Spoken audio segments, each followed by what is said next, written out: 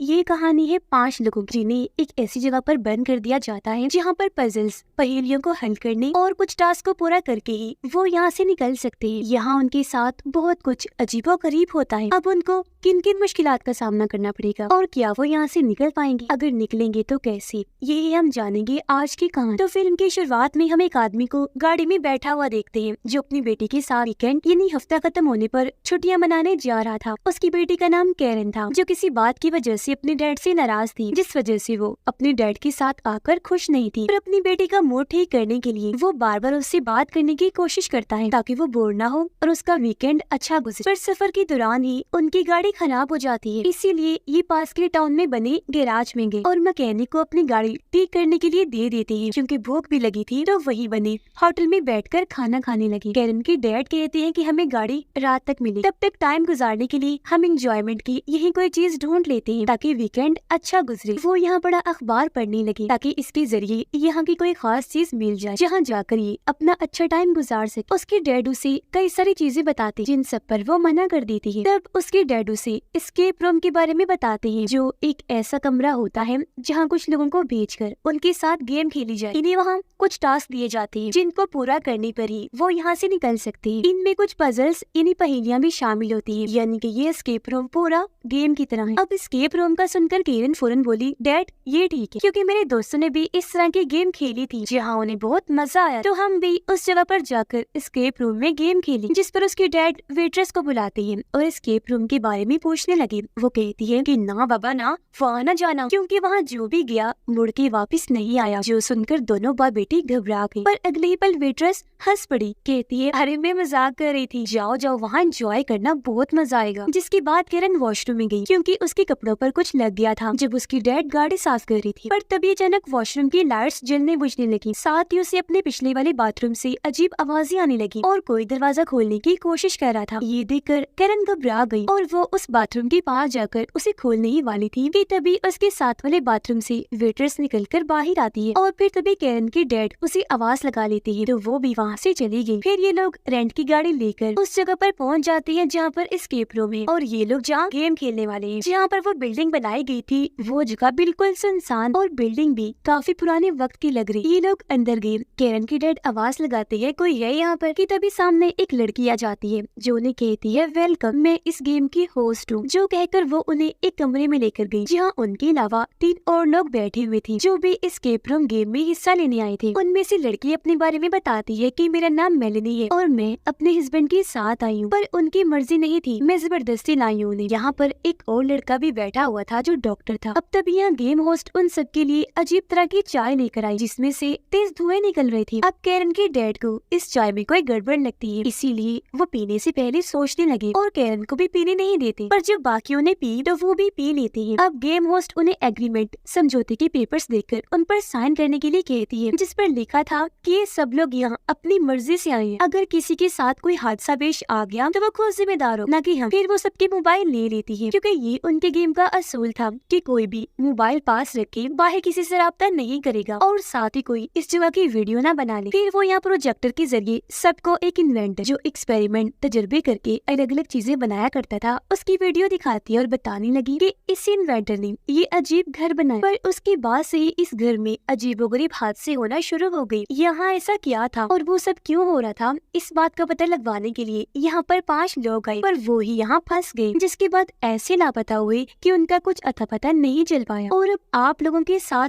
यहाँ ये गेम इस तरह खेली जाएगी कि आपको एक कमरे का लॉक खोलकर दूसरे कमरे में जाना है और फिर वहाँ से निकलकर अगले में। याद रखिएगा कि हर कमरे की लॉक की चाबी उसी कमरे में मौजूद है और आपको कुछ पजल्स पहेलियों को सुलझा कर ही वो चाबी मिले। आपके पास ये सब करने के लिए 1 घंटे का टाइम है, जिस बीच अगर आपको ऐसा लगे कि ये हमारे दिमाग से खिलवाड़ किया जा रहा है, आप खुद को पागल महसूस करने लगेंगे, तो सिर्फ वेकअप बोलिएगा, आपको यहाँ से बाहर निकाल लिया जाएगा। ये सब बताते ही वहाँ की लाइट्स ऑफ हो गई। पर जब मेलेनी ने पास पड़ी लाइट ऑन की तो तब तक गेम होस्ट वहाँ से जा चुकी, जिसके बाद इस कमरे के सारे दरवाजे अपने आप ही बंद हो जाते हैं और ये लोग फौरन उठे यहाँ से निकलने के लिए, चाबी ढूंढने के लिए क्लोज हर जगह ढूंढने लगते हैं, मतलब कुछ ऐसे इशारे वगैरह जो चाबी खोजने में इनकी मदद करेंगे। ये लोग देखते हैं कि यहाँ पर बहुत सारी अजीबोगरीब पुरानी कीमती चीजें पड़ी हैं। अब मेलिनी के हस्बैंड को ये जगह बहुत बुरी लगती है। वो कहता है कि हम किस मुसीबत में फंस गए हैं, पता नहीं कब जान छूटेगी यहाँ से। जिस पर मेलिनी कहती है कि 1 घंटे की बात है बस, और जल्दी करो, ये सब ना सोचकर क्लू ढूंढने में अपना दिमाग लगाओ। अब यहाँ कैरन को एक टेप मिलती है और जब डॉक्टर उसे चलाता है तो उसमें एक ऐसा गाना चलने लगता है जिसमें अलग अलग जानवरों के नाम थे। जानवरों वाला गाना सुनकर ये सब वहाँ तलाशी लेने लगे तो इन्हें अलग अलग जानवरों के मास्क मिलते हैं, जिन्हें कैरन गाने के मुताबिक अलग अलग जगह पर एक तरतीब से सेट कर देती है। अब तरतीब में सेट होते ही वहाँ एक खिड़की खुल गई जिसके अंदर एक तिजोरी पड़ी हुई थी और इस पर नंबर वाला लॉक लगा हुआ था, यानी तिजोरी का ताला खोलने के लिए अभी ने कमरे में से नंबर तलाश करनी थी। इस बीच मेलिनी का हस्बैंड सांप वाला मास्क उतारकर अपने चेहरे पर लगाता है और जब उसने अपने हाथ पर देखा तो उसके हाथ के अंदर छोटे छोटे सांप हिल रहे थे और पास ही एक औरत की परछाई भी खड़ी, जो देखकर वो काफी डर गया। उसने जल्दी से मास्क उतार दिया। वो कहने लगा कि मुझे लगता है चाय में कुछ मिला हुआ था, जो चीजें मैंने देखी मुझे डर लग रहा है। जिस पर डॉक्टर कहते हैं कि इतना मत सोचो, ये जगह ही ऐसी है जब भी तुम्हें वो अजीबोगरीब चीजें नजर आ रही हैं। जो कहकर वो यहाँ पर पड़े लैंप को उठाकर उसकी लाइट ऑन करता है। लाइट के जलते ही उन्हें मास्क पर लिखे गए नंबर्स नजर आने लगते हैं जो लाइट जलने से चमकने लगी थी और अब ये उन नंबर्स को तिजोरी में लगा देते हैं, जिससे फौरन वो तिजोरी खुल गई और अंदर से उन्हें एक चाबी मिल जाती है। चाबी लेकर उन्होंने जैसे ही लॉक खोला ये अगले कमरे में आ जाते हैं। अब जैसे सब अंदर आए इस कमरे का दरवाजा अपने आप ही बंद हो जाता है और अब उनके पास 50 मिनट थे जो वहाँ पर लगे टाइमर से पता चला। इस कमरे में बहुत सारी घड़ियां पड़ी हुई थी और अजीबोगरीब मशीन्स जैसी चीजें भी थी। अब मेलिनी वहाँ बड़े फोन को उठाती है पर जब बात करने लगी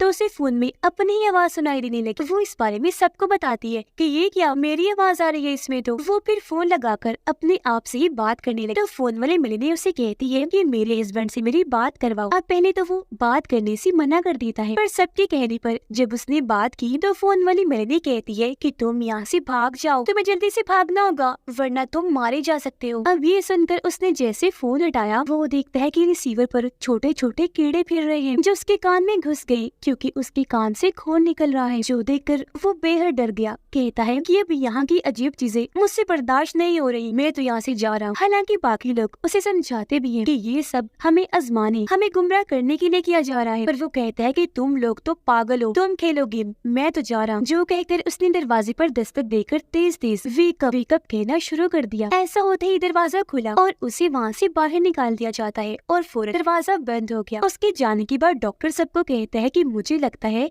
कि हमें भी यहाँ से चलना चाहिए, ये जगह सच में काफी अजीब है, मुझे ठीक नहीं लग रहा। मेलिनी जवाब देती है हमारा क्या जा रहा है, हम तो सिर्फ गेम ही खेल रहे हैं ना, गेम खेलते हैं, गेम पूरी होते ही चले जाएंगे यहाँ से। अब कैरन के डैड को वहाँ एक टाइपराइटर पड़ा हुआ दिखा जिसके बारे में वो बाकियों को बताते हैं। ये पुराने वक्त की लिखने वाली मशीन थी पर अब यहाँ इन्हें क्या लिखना था ये बात वो नहीं जानती थी। अब तभी कैरन नोटिस करती है कि एक घड़ी बंद पड़ी है और उस पर टाइम रुका आ रहा है 10:12। तो ये लोग वहाँ बड़े रेडियो में 1012 की फ्रिक्वेंसी सिग्नल सेट करते हैं, यानी कि घड़ी के मुताबिक 10:12 की, जहाँ उन्हें एक बूढ़े आदमी की आवाज आई जो इंग्लिश में कुछ बोल रहा था। वो सारे अल्फाज कैरन के डैड टाइपराइटर में लिखने लगती है जिससे वहाँ पर एक लाइन लिखी आ जाती है जिसका मतलब 11:55 था। और अब ये टाइम कैरन वहाँ रुकी हुई घड़ी में सेट करती है 11:55 इन्हीं 12 बजने से 5 मिनट पहले। अब ऐसा करके उनकी पहेली हल हो गई और उन्हें एक चाबी मिल जाती है। चाबी की मदद से ये सारे दरवाजों को खोलने की कोशिश करते हैं। उससे दरवाजे का लॉक तो नहीं पर एक अलमारी जैसे स्टोर रूम का लॉक खुल जाता है जिसके अंदर बहुत सारे कपड़े लटके हुए थे पर बहुत गंदी बदबू भी आ रही थी। अब कैरन इस जगह को चेक करने लगी जहाँ तभी कोई उसका हाथ पकड़ लेता है। चेक करने पर पता चला कि ये तो इस गेम की होस्ट है जिसकी हालत बहुत खराब थी। किसी ने उसके पेट में चाकू घुसाकर उसे मरने के लिए यही छोड़ दिया था, उसका खून निकल रहा था। वो कहती है कि वो इन्वेंटर यहाँ घुस आया है जो पागल है, कुछ भी कर सकता है, इसीलिए अब तुम ऐसा करो जल्दी से मास्टर यानी फाइनल आखिरी चाबी को ढूंढो और यहाँ से निकल जाओ क्योंकि यही तुम्हारे लिए बेहतर है वरना तुम लोगों के साथ बहुत बुरा होगा। उसकी बात खत्म होते ही ये दरवाजा फिर से बंद हो जाता है। अब बाकी लोग तो इस वजह से घबरा गए पर मेलिनी नहीं। वो कहती है कि इसे इतना सीरियस मत लो, वो बस एक्टिंग करे, क्योंकि ये चीज भी हमारी गेम का हिस्सा है। वैसे मान गई। वाह क्या बात है, कमाल की एक्टिंग की उसने। जिस पर कैरन की डैड गुस्सा हो गई, उसे समझाने लगी, अरे वो एक्टिंग नहीं कर रही थी, सच लग रहा था, और अब बस बहुत हुआ, मैं ये सब यही खत्म करने लगा। जो कहकर उसने पहले दरवाजा खटखटाया और फिर एक बोलना शुरू कर दिया, जिस बीच मेलेनी उसे रोक भी रही थी। पर उसका भी ये सब करने का कोई फायदा नहीं हुआ, क्योंकि कोई भी दरवाजा नहीं खोलता, जिसका मतलब कि अब ये लोग यहाँ सच में फंस चुके हैं। वो इन्वेंटर सच में इस घर में घुस आया है, जिसने पहले गेम होस्ट पर हमला किया, मरने के लिए वहीं छोड़ दिया, और अब वो इन्हें भी मारना चाहता है। अब यहाँ ये लोग ये भी समझ गए कि इस कमरे से निकलने की कोई चाबी नहीं है, यहाँ से बाहर जाने का सिर्फ एक ही रास्ता था, और वो दरवाजे के ऊपर बनी छोटी सी जगह जिसे खिड़की के तौर पर बनाया होता है, और उस पार जाकर ये लोग कुछ कर सकते हैं। पर वहाँ से बाहर निकलकर उस पार कैरन के अलावा और कोई नहीं जा सकता था, क्योंकि वो जगह बहुत छोटी सी थी, जहाँ से सिर्फ कैरन ही गुजर सकती थी, क्योंकि वो स्मार्ट थी। वो कह भी देती है कि मैं जाऊंगी, पर उसके डैड जाने से मना कर देती है, लेकिन उसके बार बार जिद करने पर वो आखिर मान गई, और अब उसके डैड और डॉक्टर की मदद से वो ऊपर चढ़ती है, और उस जगह से बाहर निकलकर सही सलामत दूसरी साइड पर आ जाती है, जहाँ पर बहुत सारे दरवाजे थे, जिन सबको कैरन खोलने की कोशिश करती है, पर वो लॉक थे। अब तभी कैरन देखती है कि वहाँ से एक लड़की गुजरी है,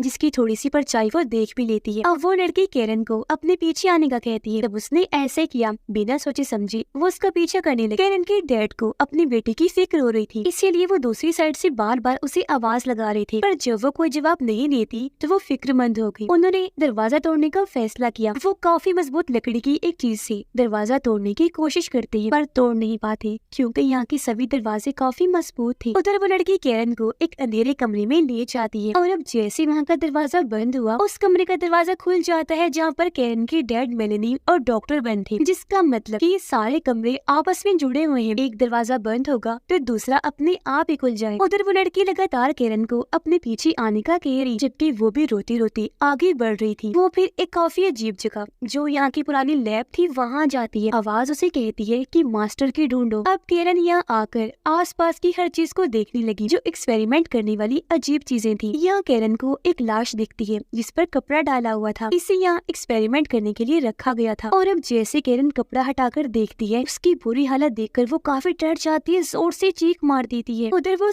बाहर आकर कैरन को ढूंढने लगी, पर ये जगह वाकई किसी भूल भुलैया से कम नहीं थी, और ये लगातार आगे ही बढ़ते जा रहे थे। कैरन के पास से अचानक ही वो लाश गायब हो गई, और अब जब वो दूसरे कमरे में आई, वहाँ एक स्केलेटन ढांचा पड़ा हुआ था, और उसे यहाँ काफी डरावनी आवाजें सुनाई देती है, जैसे कोई गुर्रा रहा हो, कोई डरावना आदमी हो। इसीलिए वो डरते हुए आगे एक और कमरे में चली गई, और पिछले कमरे के दरवाजे को बंद कर लेती है, ताकि जो कोई भी यहाँ है वो अंदर ना आ जाए। और अब बाहर वो जो आवाज निकाल रहा था, जोर जोर से दरवाजे को पीटने लगता है। अब डर से कि कहीं वो दरवाजा तोड़कर अंदर ही ना आ जाए, कैरन वहाँ दीवार में बनी छोटी सी जगह पर छुप जाती है, जहाँ पर लाशों को रखा जाता था, और बस तभी वो डरावनी आवाज वाला अंदर आ जाता है। वो तीनों जहाँ पर खड़े हुए थे, वहाँ के एक कमरे का दरवाजा खुल जाता है, जिसके अंदर ये लोग आ जाते हैं, और अब अंदर आते ही जोर से दरवाजा बंद हो जाता है। यहाँ पर एक प्रोजेक्टर भी था, और वहाँ लगे टाइमर से इन्हें पता चला कि अब इनके पास सिर्फ 35 मिनट्स बचे हैं, यानी कि गेम अभी भी चल रही। तो कैरन के डैड प्रोजेक्टर को बंद कर देते हैं टाइमर को रोकने के लिए। वो कहते हैं कि मुझे कोई गेम वेम नहीं खेलनी, क्योंकि मेरी बेटी यहाँ पर गुम हो गई है, मुझे उसे ढूंढना है। अब कैरन के लिए दो खतरे थे, एक तो जहाँ वो छुपी हुई थी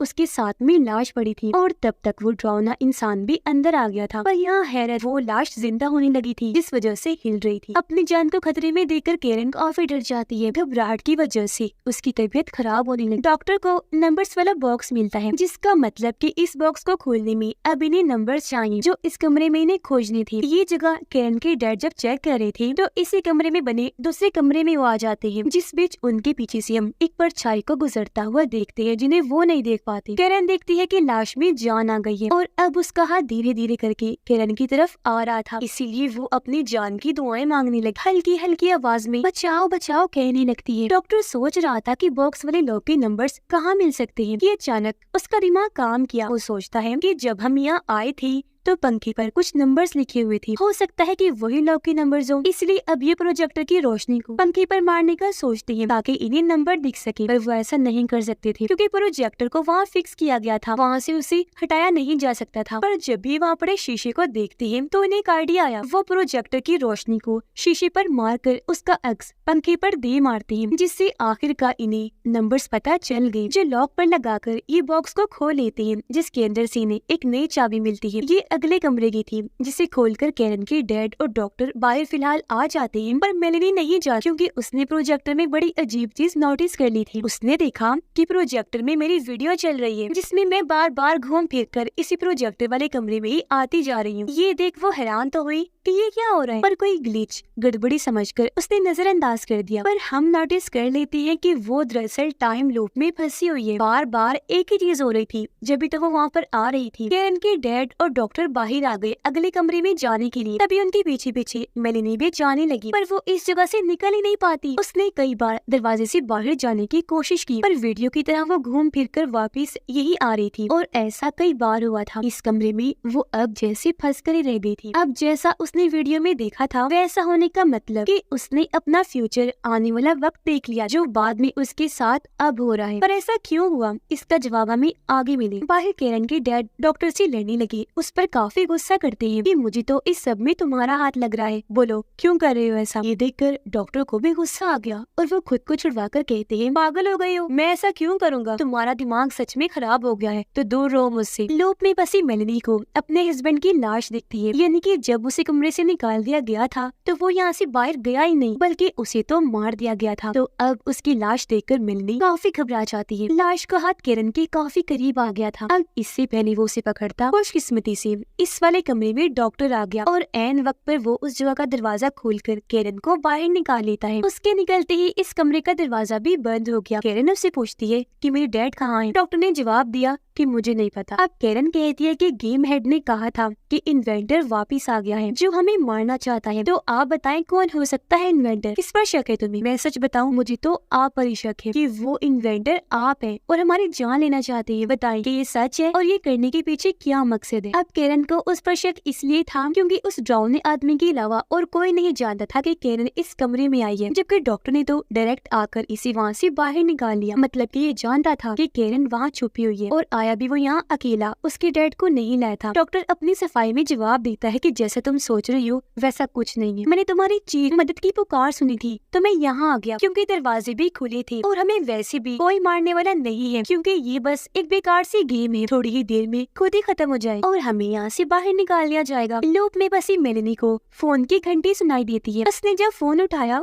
तो वो दूसरी साइड पर अपनी आवाज को सुन रही। अब वो बिना सोचे बोल देती है कि मेरे हस्बैंड से मेरी बात करवाओ। और अब जब उसकी बात अपने हस्बैंड से हुई तो वो उसे कहती है कि यहाँ से भाग जाओ वरना तुम्हारे साथ बहुत गलत होगा, तुम मारे जा सकते हो। अब यहाँ आप लोगों के जहन में कई सारे सवाल उठ रहे होंगे कि ऐसा तो पहले हो चुका है तो दोबारा, तो इसका जवाब मैं आपको क्लियर कर देती। जैसा कि हम जानते हैं कि यहाँ पर टाइम लूप भी चल रहा है जिसके अंदर अभी सिर्फ मेलेनी फंसी है, तो इस वजह से यहाँ ये अपने तीनों वक्तों के रूप यानी पास्ट, गुजरा हुआ, प्रेजेंट मौजूदा तो वो है और फ्यूचर यानी आने वाले रूप को देख पा रहे थे। इसीलिए यहाँ उन्हें कभी अपने पास्ट का तो कभी फ्यूचर का वक्त दिखाई दे रहा था। अब जब पहले वाली मेलेनी ने फोन उठाया था, जब वो अपने आप से बात कर रही थी, तो वो दरअसल इस वाली मेलेनी से बात कर रही थी जो उसके फ्यूचर का रूप था, जो चीज अब यहाँ पर हो रही थी। और क्योंकि ये वाली मेलेनी पहले ही सारी खतरों से दो चार हो गई थी, इसीलिए वो अपने हस्बैंड को यहाँ से भाग जाने का कह रही थी। और अब क्योंकि उस वक्त का फ्यूचर अब का प्रेजेंट है तो मेलेनी यहाँ पर फंसी हुई है और उसी जगह पर किसी की होने का एहसास होता है। साथ ही कुछ साए उसे परेशान कर रहे थे, इसलिए वो यहाँ पर पड़ी लकड़ी की एक सीढ़ी पर चढ़कर भागने की कोशिश करती है, पर तभी एक सीढ़ी टूट गई जिससे मेलेनी नीचे जाके गिरती है। टेबल पर पड़ा एक कटर उसके दिमाग में घुस जाता है जिससे उसका सर खुल गया, वो नीचे गिर गई और ऐसे उसकी दर्दनाक मौत हो जाती है। उधर कैरन और डॉक्टर इस जगह से निकलने की चाबी ढूंढ रहे थे, जहाँ कैरन को टेबल पर पड़े हुए कागज मिलते हैं जिनमें से एक पर लिखा हुआ था कि ऑब्जेक्ट पेट के अंदर है। यहाँ ऑब्जेक्ट का मतलब पास चीज थी जिस बीच डॉक्टर को यहाँ से बाहर निकलने का रास्ता मिल जाता है। वो एक छोटी सी सुरंग थी जिसके ऊपर ताला लगा हुआ था और अब इसकी चाबी वो पूरे कमरे में ढूंढने लगी। डॉक्टर की नजर यहाँ लगे कमोड पर गई, उसे लगता है कि चाबी इधर ही है, इसलिए वो कहता है कि यहाँ जो भी लोग थे बहुत ही गंदे थे जिनसे और उम्मीद भी क्या लगाई जा सकती है, चाबी यही छुपी हुई है। जो कहकर वो कमोड में अपना हाथ डालता है और फिर तभी उसकी हाथ किसी का कटा हुआ हाथ लग गया। वो डर गया, जल्दी से हाथ को वापस फेंक देता है। पर अब कैरन हिम्मत करके हाथ अंदर डालती है, जहाँ उसने कटे हुए हाथ को बाहर निकाला तो पता चला कि ये हाथ तो नकली है। उसने फिर अपना हाथ डाला और इस बार उसे चाबी भी मिल जाती है, जिसे निकाल कर सुरंग का ताला खोलने लगी और उसके खुलते ही फौरन ये सुरंग के अंदर चले जाते हैं, इस उम्मीद के साथ कि यहीं से बाहर जाने का रास्ता है। आगे कैरन थी जबकि पीछे डॉक्टर, पर तभी कोई पीछे से आकर डॉक्टर पर हमला कर देता है और उसे खींचकर अपने साथ ले गया और जान से मार डालता है, क्योंकि डॉक्टर की चीखों की आवाजों को हम सुन पा रहे थे। अब उसे किसने मारा था ये हम देख नहीं पाती। कैरन जो पहले काफी डरी हुई थी जल्दी से आगे बढ़ने लगी। चलते चलते कैरन की डैड उस कमरे में आ जाती है जब मेलेनी मारी गई और वो यहाँ पर उसके हस्बैंड की लाश को भी लटका हुआ देखते हैं। इतने ही देर में सुरंग के रास्ते कैरन भी यहाँ पर आ जाती है। दोनों ने जब एक दूसरे की आवाज सुनी तो फौरन सामने आ गई। ये दोनों बाप बेटे मिलते हैं क्योंकि गुम होने के इतने टाइम बाद मिले थे और एक दूसरे से इन्हें पता चलता है कि हम दोनों के अलावा अब यहाँ पर कोई नहीं बचा, सब मारे गए। कैरन डर रही थी। उसकी डैड गले से लगाकर उसे हौसला देती है कि तुम परेशान ना हो बेटा, मैं तुम्हें यहाँ से सही सलामत बाहर निकाल लूंगा। अब कैरन की डैड नोटिस करती है कि ये कमरा वापस अपनी हालत में आ गया है, यानी बॉक्स को लॉक भी दोबारा लग गया और नंबर्स वाला पंखा भी चलना शुरू हो जाता है, साथ ही टाइमर भी दोबारा शुरू हो गया। और अब क्योंकि इन्हें सब चीजें पहले से ही पता थी तो सबसे पहले कैरन की डैड पंखा बंद करती है और उसके नंबर से बॉक्स का ताला खोलकर चाबी लेती है और फिर यहाँ का ताला खोलकर बाहर निकले और अब ये सबसे पहले वाले कमरे में आ जाते हैं, जिसका मतलब साफ था कि अब इन्हें सारे पजल्स फिर से हल करने होंगे। और क्योंकि ये सारे पजल्स जानते थे तो पहले वाले पजल को हल करके घड़ियों वाले कमरे में आए और फिर वहाँ के पजल को हल करके स्टोर रूम वाले कमरे में आ गए, जहाँ इन्होंने देखा कि गेम होस्ट अभी भी यहीं बैठी हुई थी जख्मी हालत में। उसके कटे हुए पेट को देखकर कैरन को वही बात याद आई जब उसने पेपर पर लिखा पढ़ा था कि ऑब्जेक्ट पेट के अंदर है, यानी कि गेम होस्ट के ही पेट में चाबी हो सकती है। कैरन को साइड में करके बड़ी हिम्मत दिखाते हुए उसके डैड पेट में हाथ मारते हैं, जहाँ इन्हें सच में चाबी मिल जाती है, जिसे लेकर ये जल्दी से यहाँ से भागी क्योंकि टाइम कम था और इन्हें यहाँ से ताला खोलकर कैसे भी करके निकलना था। इन्हें एक दरवाजा मिल भी गया जिसे खोलकर ये सीधा होटल की वॉशरूम में आ जाती है, इन्हें जिस होटल में इन्होंने खाना खाया था। कैरन अपने डैड को बताती है कि मैं पहले यहाँ आ चुकी हूँ। इतनी ही देर में इन्हें यहाँ किसी के आने का एहसास हुआ, इसलिए जल्दी से बाथरूम में जाकर छुप जाते हैं। इन्होंने बाहर झांक कर देखा तो पता चला कि वहाँ पर और कोई नहीं बल्कि कैरन थी, जो वही सब कर रही थी जो उसने पहले भी किया, यानी अपने कपड़ों पर लगे दाग को साफ कर रही थी। अब पहले की तरह इस बार भी बाहर वाले कैरन को शक हो जाता है कि अंदर कोई है, इसलिए दरवाजा खोलकर वो जैसे अंदर जाने लगी, साथ वाले बाथरूम से वेट्रेस निकलकर बाहर आती है। अब ये पहले होने का मतलब ये कि ये लोग अब बाहर वाली कैरन को इसलिए देख रहे थे क्योंकि वो कैरन का पास्ट वाला रूप थी और बाहर वाले के लिए ये सब फ्यूचर था जो पहले उसे दिख गया था। पिछली बार की तरह बाहर वाले कैरन को उसकी डैड आवाज लगा देती है और वो वहाँ से चली गई, जिसके बाद ये दोनों बाप बेटी वहाँ से निकलकर बाहर आए। देखते हैं कि होटल में सब वैसा ही है जैसा पहले था। होटल से बाहर आने के बाद कैरन कहती है डैड हमारी गाड़ी ठीक हो गई है, जिसके अंदर ये लोग जल्दी से जाकर बैठ जाते हैं। कैरन की डैड चाबी ढूंढने लगी, लेकिन उन्होंने बड़ा चौंका देने वाला सीन देखा कि गाड़ी के दरवाजे पर ताला लगा हुआ है और ऐसे कई सारे ताले और लगे हुए थे जो आम नहीं काफी अजीब लग रहे थे, यानी कि ये लोग अभी तक गेम में फंसे हुए हैं। ये लोग उस घर से तो बाहर निकल गए थे पर अब इस टाउन से निकलने के लिए न जाने और कितने इनको पजल सुलझाने होंगे। हो सकता है ये भी यहाँ से कभी बाहर ना निकल पाए, हमेशा लूट की दुनिया में ही फंसे रहे और फिर मारे जाए जैसा कि बाकी लोगों के साथ भी हुआ। जब तो इस फिल्म का नाम नो एस्केप रूम है, यानी कि एक बार जो इस गेम में आ गया वो कभी एस्केप नहीं कर पाए, यानी कि इससे नहीं निकल सकते। जैसा पहले 5 लोगों के साथ भी हुआ, वो यही मारे गए क्योंकि उस पागल इन्वेंटर की बनाई हुई ये अजीब एस्केप गेम और उसके एक्सपेरिमेंट से कोई नहीं बच सकता। यहाँ उसने मरे हुए लोगों की आत्माओं को भी हर जगह फैलाया हुआ था और खुद उसकी भी आत्मा यहाँ आती थी लोगों को मारने के लिए, ताकि वो हमेशा के लिए आत्मा बनकर यही रह सके। मरे हुए लोग उसके अपने ही शिकार होते हैं जिनको उसने एक्सपेरिमेंट करके मारा और जो एस्केप रूम में फंसकर मारे जाते हैं, जिनकी भी आत्माओं को बाद में वो अपनी टीम में शामिल कर लेता है ताकि उसकी आत्माओं की काफी बड़ी आर्मी बन जाए। और इसी सस्पेंस के साथ ये कहानी इधर ही खत्म हो जाती है।